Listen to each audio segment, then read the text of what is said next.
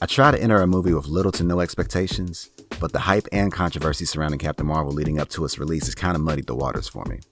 The hype involved this being the last movie before Avengers Endgame, where we're told this not only expands on the Marvel Cinematic Universe, but introduces a character that turns the tide in a hero's favor when going up against Thanos.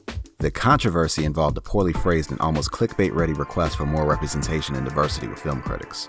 Those upset over a female lead and expecting this movie to be some flagship for feminist propaganda, I didn't see that in Captain Marvel.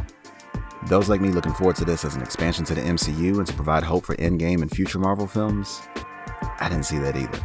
So the basic summary of Captain Marvel is that it's about a soldier named Carol Danvers who's fighting a war amongst the Kree, who we've seen several times throughout the MCU in Guardians of the Galaxy and Agents of S.H.I.E.L.D. Here, they fight the Skrull, alien shapeshifters finally making their MCU debut. Their battle spills onto Earth where Carol encounters Nick Fury and S.H.I.E.L.D. and tries to find out who she is and what her connections are to the human race. In my opinion, the best Marvel movies and shows have a certain genre at the core with a superhero coding. The first Captain America reminded me a lot of Indiana Jones if he suddenly became a super soldier while fighting Nazis. The Winter Soldier was a political thriller, the first Ant-Man was a heist film, Season 1 of Jessica Jones was neo-noir, the first half of Season 1 of Luke Cage was modern blaxploitation. All of them just happen to have superheroes in them.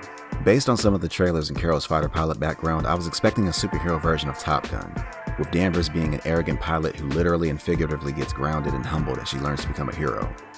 Or a superhero version of G.I. Jane as she starts as some underdog type that had to fight her way to the ranks of the military on Earth and later on an alien planet.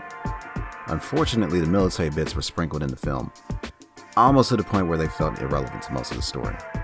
Another expectation came about when the movie was said to take place in 1995. There's music from the 90s thrown in, though the timeline doesn't completely match up with all the songs used. Visually, nothing about this movie really screamed 90s to me. Granted, there were a few whispers of, hey, remember Blockbuster? What about Radio Shack? Or Dial-Up? The only 90s outfit I saw was when Carol had on a leather jacket, flannel shirt tied around her waist, and a 9-inch nail shirt, which honestly, you could have mistaken it for an outfit for today. As far as things I enjoyed from the movie, it has to be the chemistry between Brie Larson and Samuel L. Jackson. Seeing the lighter-toned, almost naive Nick Fury was charming until it overstayed its welcome, almost running the risk of ruining the cool factor of his older character. Brie Larson was fine in the role, but was given next to nothing to build on as a character or come across like a badass until the CGI came in. I don't want to be overall negative towards the film, as there were moments here and there that made me laugh, but overall this has so far been the weakest MCU origin movie due to the lack of actual character development and no real sense of identity. Why do we care to root for Carol, or the Kree, or even care about the Skrulls? It felt like so much tell rather than show when it came to what I assume were supposed to be emotional moments. In chronological order, this is supposed to be the second movie to watch in the MCU timeline. So if you want to wait to rent or stream it so you can do a marathon, I couldn't blame you. Thanks for watching. Like, dislike, agree or disagree. Either way, politely share your comments on the review and or the movie. Be sure to follow me on social media using Web859 on Twitter, Web.859 on Instagram, and I'll see you around. Deuces.